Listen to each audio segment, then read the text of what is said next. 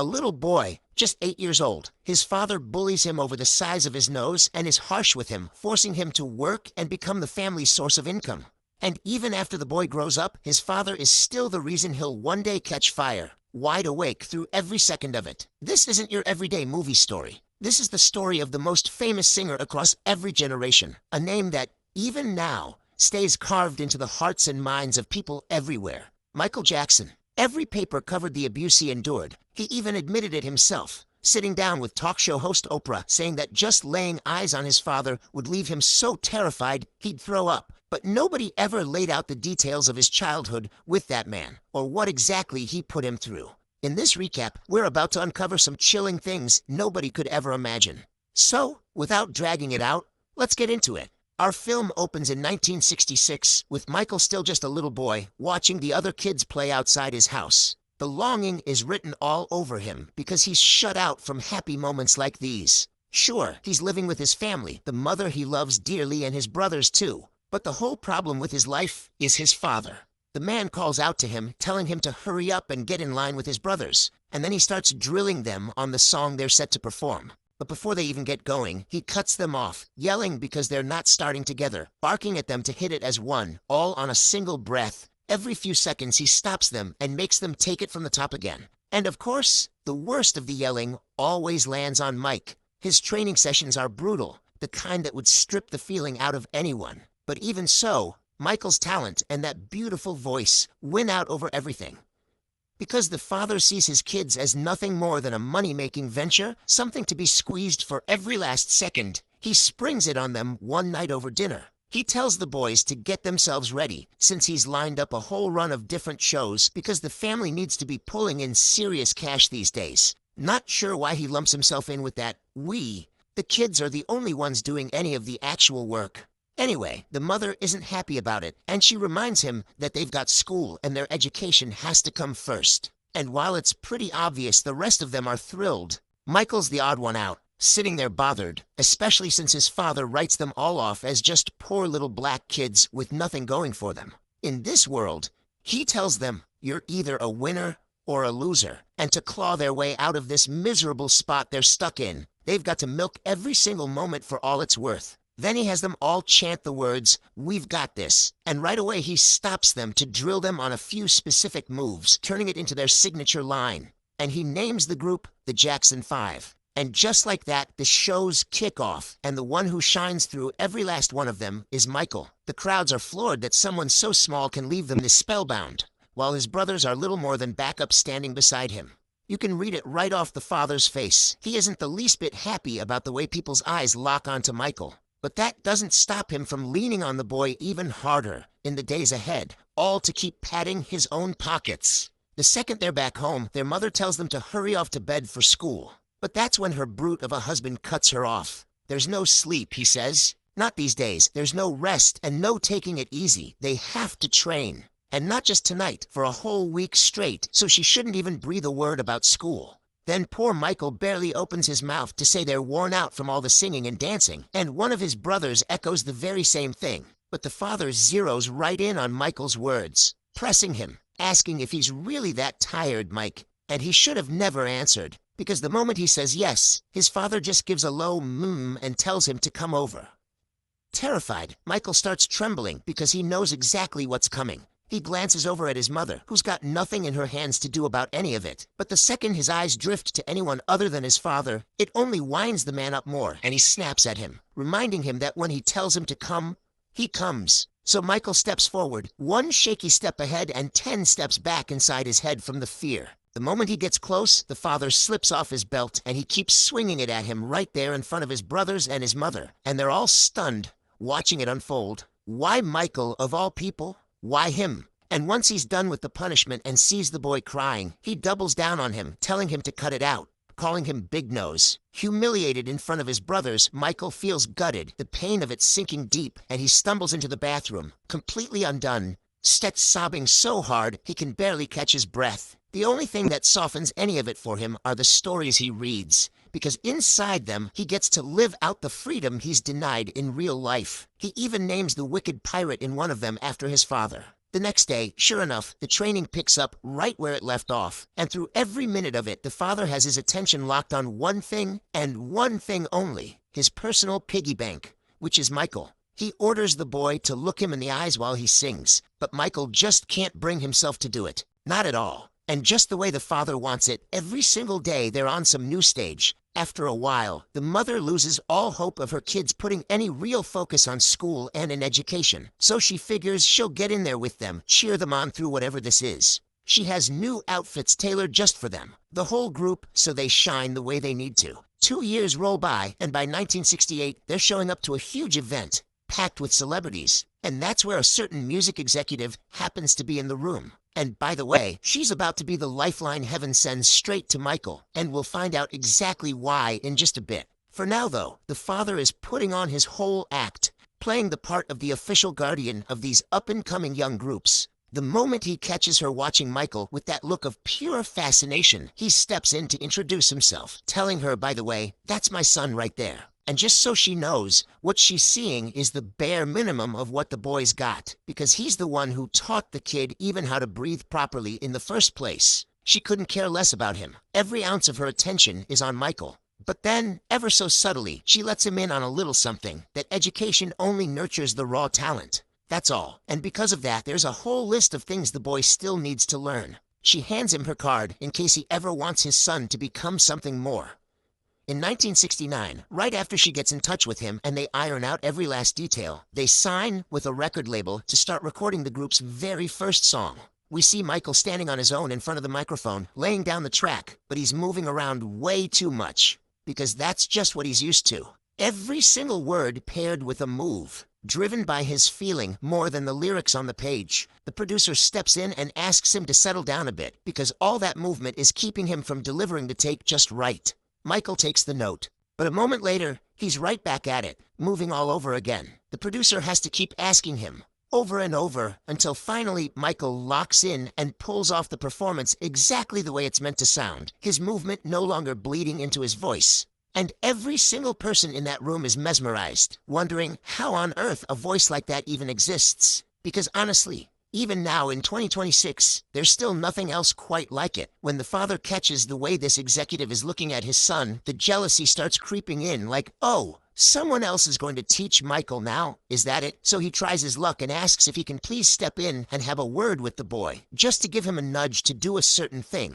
But thank God, finally, someone puts him in his place and tells him, please, just let us do our job. Your son is at home. So he slinks back, leaving his pride out there to fend for itself. Once they wrap the recording, the producer sits down with Michael, just the two of them, and pours out how blown away he is by him, telling him he's never in his life heard a voice like his. And for the very first time, Michael learns how to work the mixer and shape his own sound in the studio. But right in the middle of his joy, in walks the joy killer himself, his father, warning him that the man is surely busy and not to hold him up. And right there it's confirmed. Michael is locked under his father's grip, completely and totally controlled. What seals that feeling, what makes it crystal clear, is that just before the producer leaves, Michael runs over and hugs him, a quiet little thank you of his own. And in that moment, the truth lands. Michael has never once felt appreciated by the people closest to him, and his father, of course, is standing right there, fuming.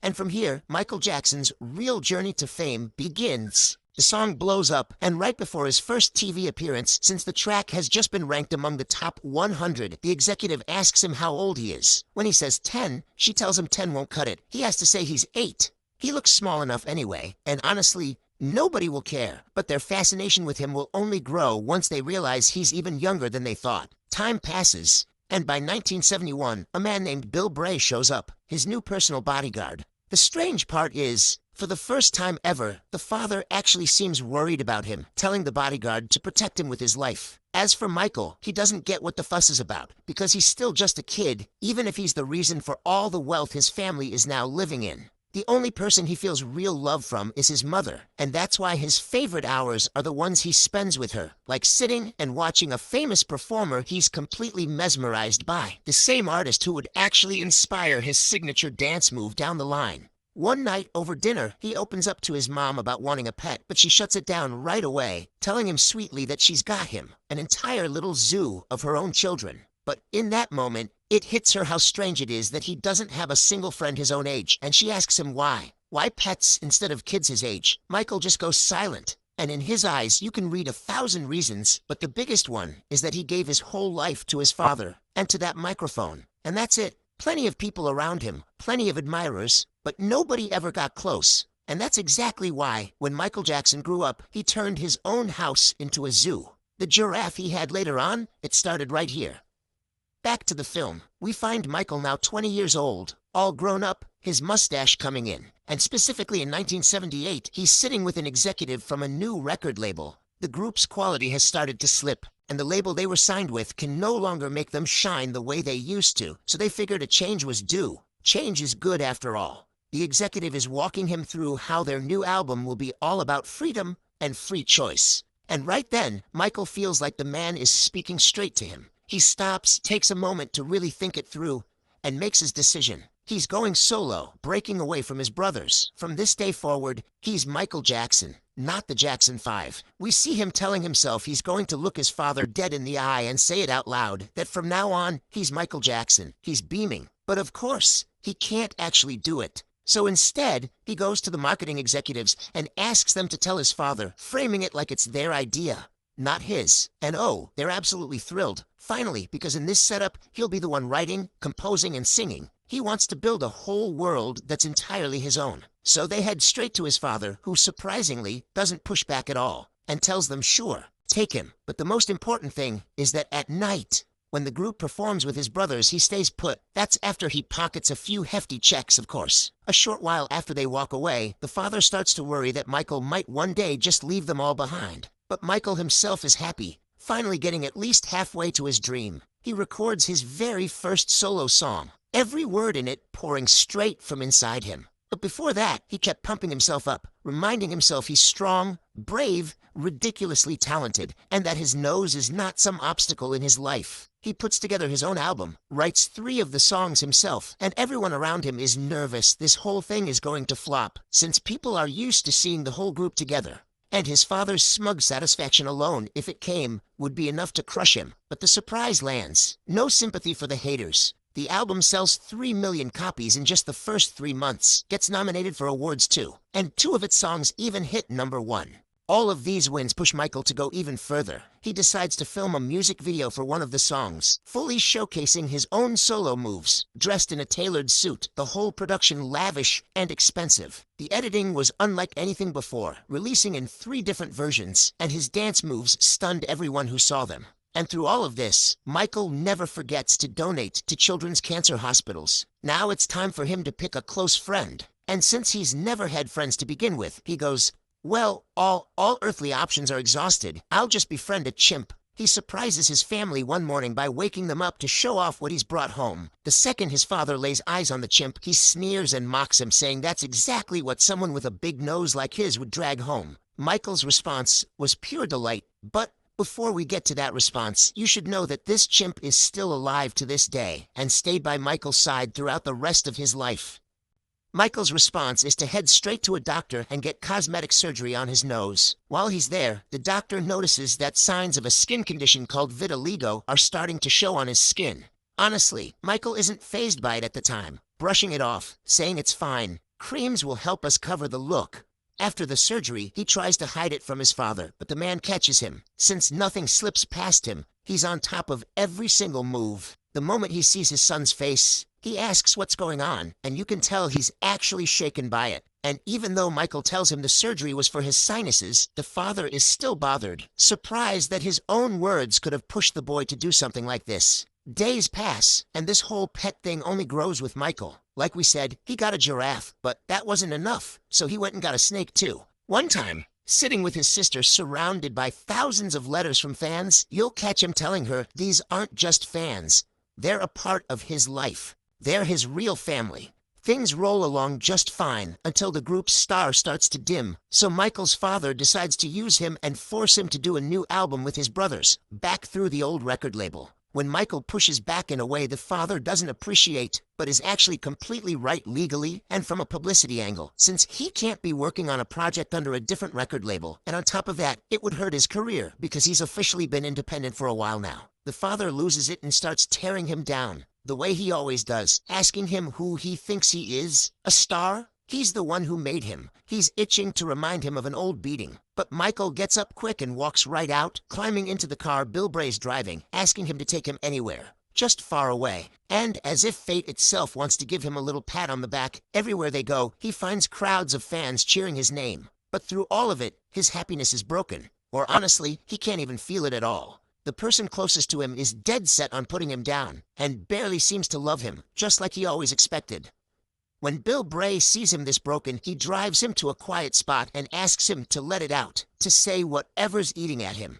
And that's exactly what happens. He pours out to Bill every single thing his father has done, how he's always used him and loved his brothers so much more than him. He goes on, telling him the rest, ending with the latest demand about him singing with them again. Bill suggests he move out and live on his own, that it would be better for him. But Michael's response is that he's just not ready for that step yet, and sadly, he stays in this state for a long time, still under his father's grip. The very thing he thought would give them all some peace ended up being what wore him down the most, because now he's doing solo shows and group shows with his brothers at the same time. And of course that pushed him to pour even more into songs about injustice and oppression, until the day comes when he meets a new record label. Their lawyer is a no-nonsense type. To Michael, this feels like a lifeline straight from heaven. The first thing the lawyer asks him to do is notify his father that the contract is terminated and that he's forbidden from performing in any shows or collaborating with his brothers ever again. And just like that, a fax goes out to his father with that exact warning.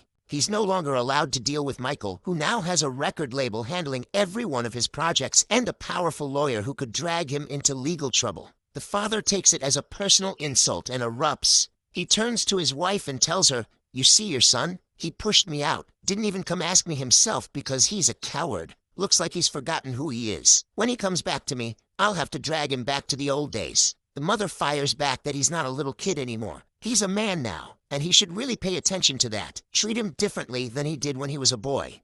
And then she swears to him, if he ever lays a hand on him again, she'll be the one standing between them. She reminds him, "Don't you realize Michael is the reason for all the wealth and money you're rolling around in?" When he shoots back that he's the reason, because if he hadn't been there with them, nobody would have ever discovered Michael's talent in the first place. She replies, "Fine, keep whatever's in your head to yourself. Clearly talking to you is just a waste of time." And she leaves him there, fuming all the way through.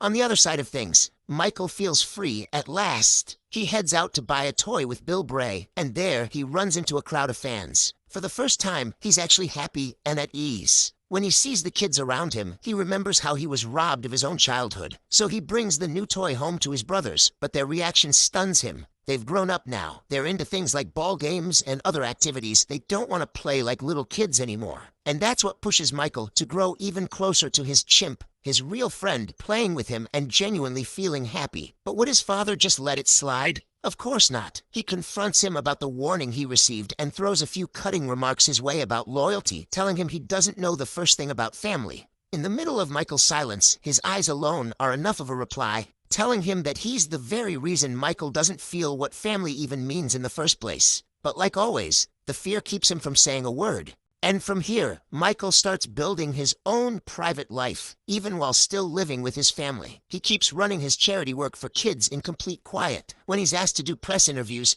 he refuses. He has his own way of marketing himself, and he's genuinely passionate about it. He tells his manager he wants to stay mysterious, to put out successful work that speaks about white and black people without any of the discrimination his father always drilled into him. Let the work speak for itself, instead of him going around in interviews talking about himself. Right in the middle of his excitement, as he locks himself inside his studio to produce a new album, he flips on the TV one day and stumbles onto coverage of wars and conflicts. It cuts him deep, and he makes a vow that when his name is known across the entire world, he'll step up and speak from the heart about war. And he actually did. As time passed, Michael felt it wasn't enough to just sing and be a singer with a one-of-a-kind voice. So he went out and brought in a group of ordinary young guys. Frankly, street drifters with nothing going on. He decided to teach them his own dance and bring them up on stage with him, making them his own crew. Day after day, he started drilling them on his signature moves. And once everything was running smooth, He surprised them. They weren't just going to be performing with him. Their names and faces were about to be immortalized because they were going to film the music video alongside him. And by the way, they weren't just drifters, they were thugs too. On one hand, he figured teaching them something new might be the thing that turns their lives around. On the other, he insisted on picking them specifically so the song would feel truly real, because, well, it's about them. And of course, Michael's creativity didn't stop there. He kept pushing, bold as ever, feeding his mind, watching movie after movie, until he pulled an idea straight out of one of them and turned it into a brand new song. He's even the one who pitched the concept for the video. Now, since Michael belonged to a very strict Christian denomination, he was worried about backlash because the video featured zombies. When he went to the church to get their take, all hell broke loose. They wouldn't have any of it, refusing outright for their own reasons. But that didn't stop Michael. He went ahead and shot it with the director anyway. When the song was being produced, they added a note stating that this work doesn't promote witchcraft or any kind of disorder. On top of that, Michael insisted that his entire body be on camera, not just his face, so the power of the dance moves could really come through. And honestly, he was absolutely right about that call.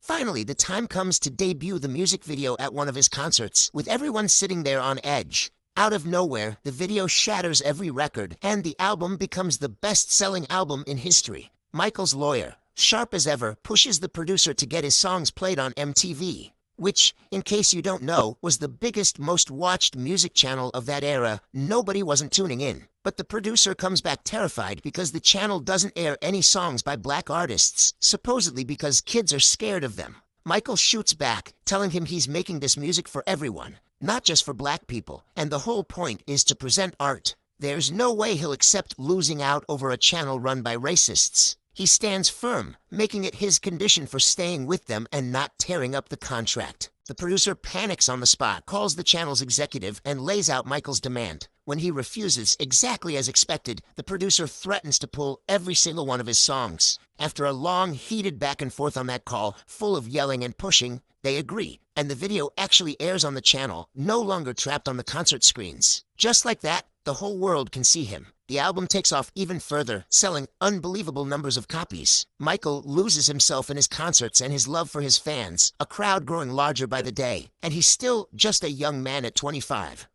Then one night, the bringer of disasters himself, his father, shows up at one of his shows and right in front of everyone says, "Look at my boy, what is this? A machine gun that never empties, a money-printing machine walking the earth?" Michael is mortified, thinking to himself, "Damn it all. I wish I could cut this man out of my life for good." Later, the father sits down with an advertising executive and pitches the idea of his kids being featured in some big, splashy concept. When the executive asks if Michael will be involved, since without him there's no real risk worth taking, the father shamelessly says, "Oh, of course, he's with them." And that's when he's hit with the surprise. It's a commercial for Pepsi, and it'll be the first of its kind for Michael. When Michael gets home, his father calls out to him, and Michael already knows trouble is coming. So he tells him he's sure he wants something. The second his father lays out the concert idea and tells him he has to stand alongside his brothers, Michael refuses. So the father moves in closer, pushing his buttons even harder, plainly playing with his nerves because he knows the boy is terrified of him. He keeps at it, asking if Michael's trying to make him look small.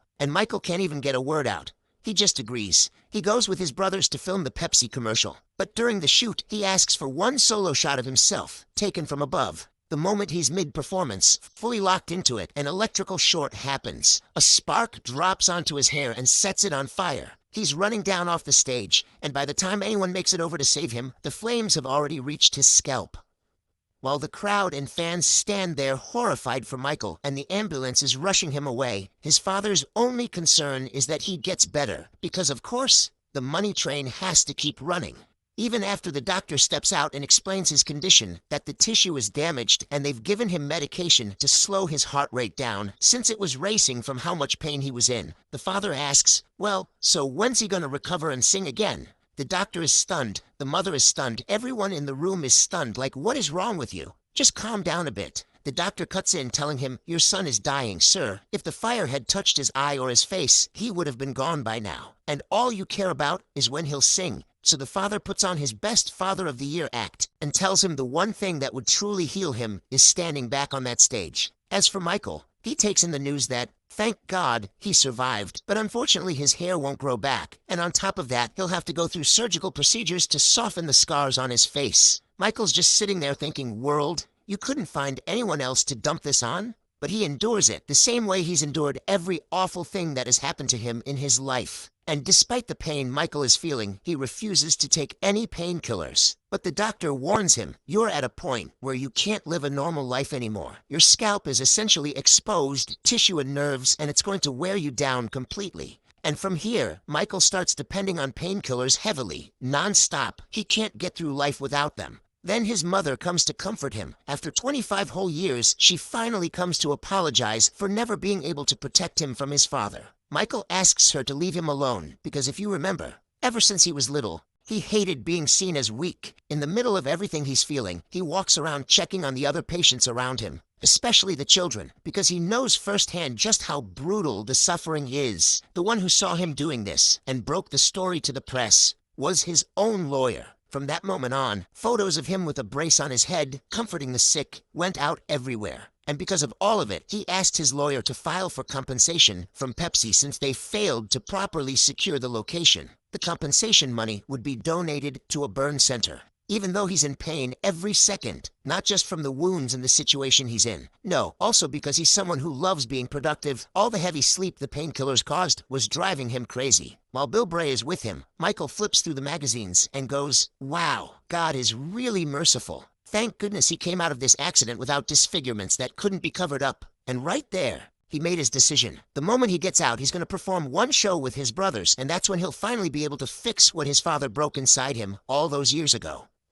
And sure enough, in 1984, he goes ahead with the Pepsi concert, and he's mesmerizing as always. After he wraps it up, he takes a deep breath, and from a distance, Bill Bray is cheering him on because his father can't lay a finger on him anymore. By the way, this was also the biggest advertising campaign Pepsi had at the time, and what made it even more famous was that, right at the end, he grabbed the microphone and gave a farewell speech about his brothers as a group, ending with, "And from now on, I'm just Michael Jackson." While everyone in the room is stunned, his mother is genuinely happy for him. After he lifts his brother's hands up high, he steps down from the stage and his father runs after him, asking him what the hell he just did. Michael's response is silence. He leaves him standing there and walks away. Bill Bray steps in and stops the father, who says we're not done talking. And in a clear warning tone, Bill tells him, we're done. And from 1988, Michael Jackson begins his life entirely free of his father's control. From that moment on, Michael is listed in the Guinness World Records as one of the first and most prolific singers in terms of sales and revenue, with 750,000 tickets to his concerts being sold in just a matter of days.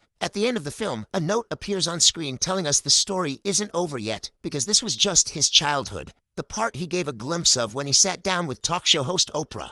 And he said at the time that his father was so harsh with him, and the fear ran so deep, that sometimes just looking him in the eye would make him throw up. And that wraps up our first part. We'll be waiting for the second part and the rest of the truth.